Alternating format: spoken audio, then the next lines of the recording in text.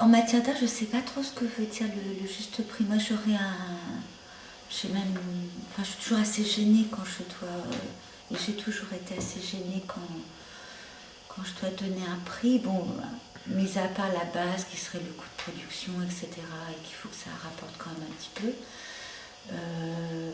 Je, je pense qu'il dépend de la personne à qui on vend aussi, des choses. Je pourrais donner des choses. Enfin, je ne sais pas trop ce que veut dire le prix en matière d'art, quoi. Je pense que c'est une notion assez floue pour moi.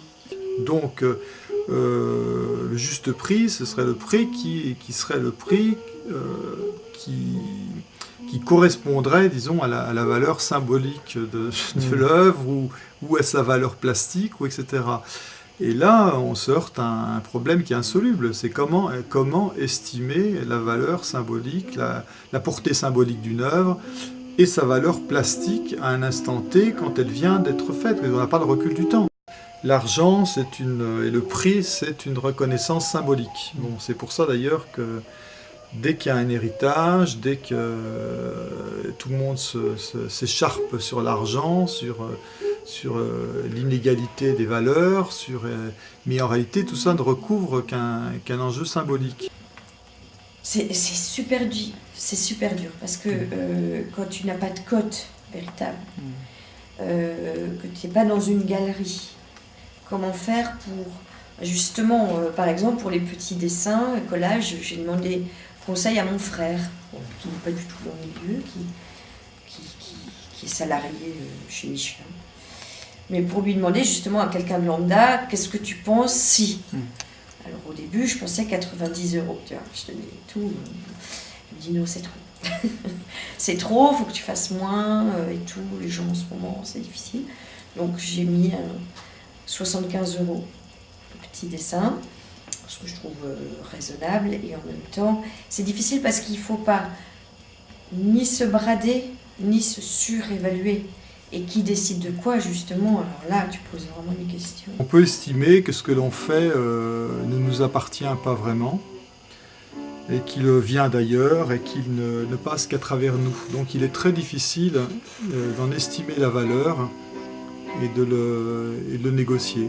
Bon, je dis bien, c'est quelque chose qu'on peut ressentir, mais pas forcément, et beaucoup d'autres gens ont une position tout à fait différente de celle-là.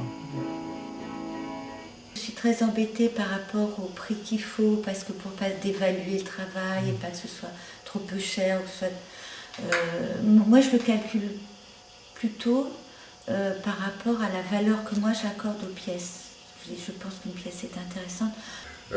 J'évalue en premier lieu, est-ce que j'ai réussi à ce que j'avais dans la tête, cette sensation que j'ai voulu exprimer en premier lieu, et est-ce que j'ai réussi à le faire avec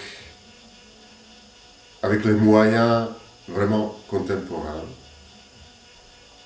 Parce que si on le fait avec les moyens, je ne sais pas, des années 50, on est en ringard, on ne regarde pas. Oui, je ne parle pas de large public, je parle des gens qui sont censés etc. Oui. Alors, les moyens contemporains, et ça me plaît justement sur l'art contemporain, les moyens contemporains sont quand même assez variés et assez vastes. Ça, c'est bien. Si vous peignez comme un Picasso aujourd'hui, alors vous êtes un ringard. Picasso lui-même, il a une valeur énorme.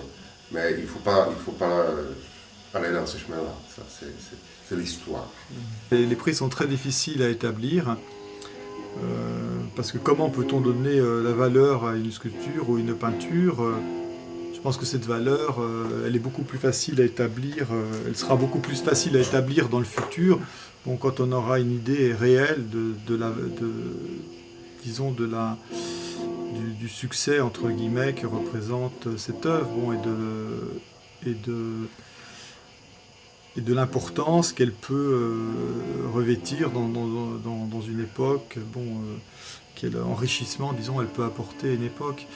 Mais dans l'instant, c'est très très difficile d'estimer ce qui est de valeur, ce qui n'en a pas, ce qui est une simple redite, ce qui est un apport.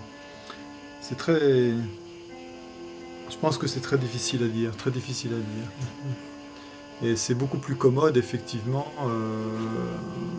de voir faire ces prix par d'autres personnes qui sont extérieures et qui, eux, prennent l'objet pour ce qu'il est et l'estiment suivant des critères qui sont, on va dire, plus objectifs d'une certaine façon. C'est des travaux sur papier ou sur toile, il y a une cote différente, c'est toujours plus payé les travaux sur toile, les peintures. Bon, déjà, quand tu pars du dessin, c'est toujours un peu moins cher. Et puis après, voilà, il y a l'encadrement, le fait d'acheter des petits cadres, de rembourser les cadres. Alors les copains me disaient, il faut que tu fasses une marge sur les cadres. Oh, bon, oui, je sais pas, mais relative, quoi. C'est pas la peine de matraquer non plus. Surtout, bon, là, c'est des cadres simples, on a lu. C'est du détail, mais c'est pas évident. C'est très difficile, je trouve, de mettre un prix sur son travail. A quarter of the total cost, sales price, is actually the cost of the material, like the lights and the box, plexiglass, which comes to almost about €1,000 to make one box. So it's very expensive. Il faut calculer un taux horaire. Et alors, c'est pas évident de rentrer dans ce taux horaire, mais il faut y se rapprocher le plus possible pour pouvoir s'en sortir. On a des prix de revient, et puis là-dessus, on a le prix évidemment de la création, la valeur ajoutée qui s'ajoute au prix de revient. Et donc, pour nous, c'est pas évident de faire des prix, mais on y arrive quand même. Généralement, nous, dans le vernis, ce qu'on fait, c'est qu'on fait un chiffrage au mètre carré pour soit du vernis brillant, mat ou satiné. Et après, on compare un peu au temps qu'on va passer pour faire le meuble.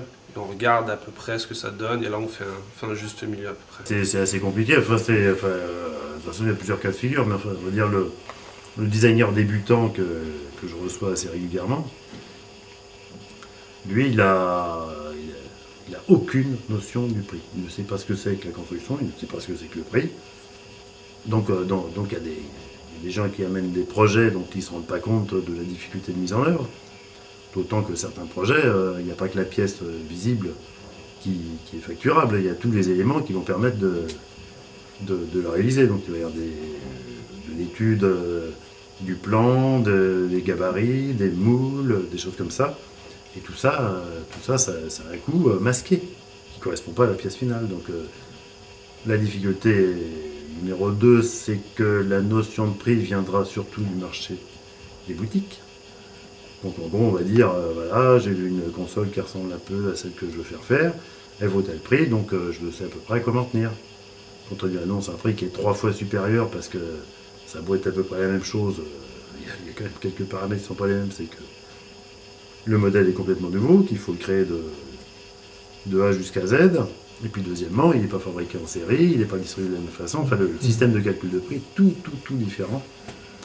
Donc ça fausse beaucoup les notions qu'ils peuvent avoir, et là on se retrouve à se faire cueillir à froid sur certains projets, parce que précisément le temps d'étude qui permet de fournir un prix de fabrication est quand même pas négligeable. Dans certains cas, il faut faire appel à des intervenants extérieurs qui vont maîtriser les matériaux différents, ou qui vont mettre en œuvre les technologies nécessaires. Donc s'il y a du bois, du métal, du verre, du composite, du textile, toutes ces sortes de choses, je ne peux pas le deviner le prix. Donc il faut que je détaille le projet et que poste par poste, j'essaie d'analyser à peu près sur quel pied danser. Donc parfois on met 3-4 jours à sortir un prix, et on s'aperçoit que en face c'était juste pour avoir une idée du prix. Donc 3 jours de perdu, quoi. Donc c'est assez désagréable de se retrouver dans le cas où certains veulent évaluer leur projet et combien ils coûtent sans finalement avoir du tout ni les moyens, ni la volonté profonde de le faire à ce moment-là. Donc ça c'est assez désagréable. Et puis il y a d'autres projets pour lesquels je vais carrément pas proposer de faire un chiffrage du projet complet, mais je vais donner une indication de la première partie, c'est-à-dire qui mènera à une maquette. Parce que quand je vois que le projet ne tient pas du tout la route, et que c'est impossible de le faire comprendre, parce que je pars de notions de mécanique que tout le monde n'a pas, de notions de structure, enfin, des choses comme ça, et donc faire comprendre ça, c'est quand même assez difficile, donc le plus causant c'est une maquette, donc je dis voilà, moi je peux vous proposer une maquette, ça coûtera tant la maquette, et puis selon où on arrivera, là, à ce moment-là, on réévaluera la chose et je vous dirai jusqu'où on va. Donc après on va laisser, donc là ils sont pas d'accord, ils veulent avoir une proposition totale, donc c'est tant pis, et puis il y en a, mais ils y passent, et là, en général, là ça se coupe, parce que quand je dis ça, c'est qu'en général je sais que ça tient pas la route, et que là on va s'en rendre compte de façon criante, et ça peut être douloureux, parce que si un client qui dépend du designer et que le client fait confiance au designer, quand il s'aperçoit que la maquette ne fonctionne pas du coup il met en doute le designer, et moi la relation que j'ai avec le designer peut nettement se dégrader, parce que du coup je suis sur son terrain à lui, c'est-à-dire que c'est lui qui a la notoriété à qui on fait appel pour le modèle, et c'est moi qui casse le modèle, parce que j'estime qu'il ne peut pas tenir la route et qu'il faut reprendre les éléments pour en faire quelque chose qui marche. Alors ça, quand ça part comme ça et que le designer n'a pas le recul et n'accepte pas la critique, là en général, oui, ça peut tourner vinaigre.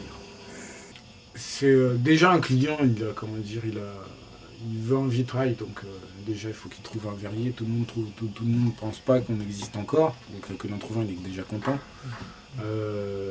Après, ce qui les fait un peu sursauter, c'est le coût d'un vitrail, qui est lié à la matière et puis le nombre d'étapes qu'il y a pour réaliser le panneau. Donc passer un petit peu ces éclaircissements, déjà il y a une bonne partie des clients qui disparaissent dû au coût de la réalisation. Un vitrail c'est cher, mais c'est légitimé par la technique que ça demande, quoi. Pour réaliser un vitrail, il y a 25 étapes différentes, quoi. On a quand même des particuliers qui veulent restaurer leur table salle à manger ou leurs meubles. Ils ont des choses aussi à restaurer, à refaire. Et quand on leur annonce certains prix qui ne sont pas spécialement excessifs, ils tombent des nues parce qu'ils ne se rendent pas compte que déjà les matières premières coûtent très cher et que en plus de ça, c'est tout un travail et forcément c'est un certain coût. Mais ça, les gens ils ne se rendent pas compte. Plusieurs fois, je leur propose de venir faire un stage justement chez nous pour voir un petit peu c'est quoi notre travail et pour qu'ils se rendent un peu plus compte de ce qu'on fait.